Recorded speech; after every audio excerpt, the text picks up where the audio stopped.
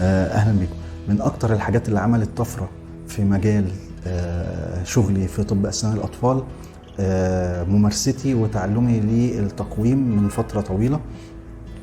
الاحتكاك بحالات التقويم كتير وتعلم التقويم وشغل التقويم خلى الواحد يبقى عنده خبرة كبيرة قوي في ازاي يقدر يخلي الطفل يتجنب التقويم لما يكبر.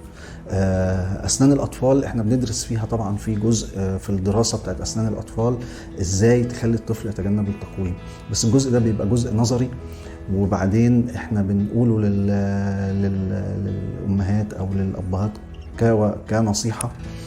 والنصيحة دي احنا ما بنشوفش الطفل بقى بعد كده عشان نشوف هل النصيحة دي اللي هم نفذوها فعلا جابت نتيجة ولا ما جابتش نتيجة.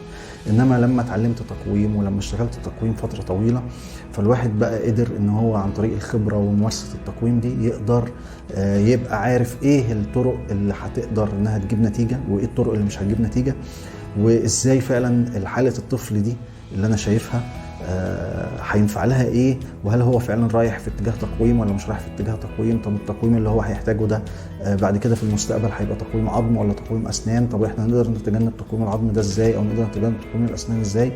فبقت الخبرة العملية وزائد الممارسة زائد طبعا الجزء النظري اللي احنا كنا دارسينه قبل كده عملت طفرة في حكاية ان ازاي نقدر نخلي الاطفال يتجنبوا التقويم لما يكبروا.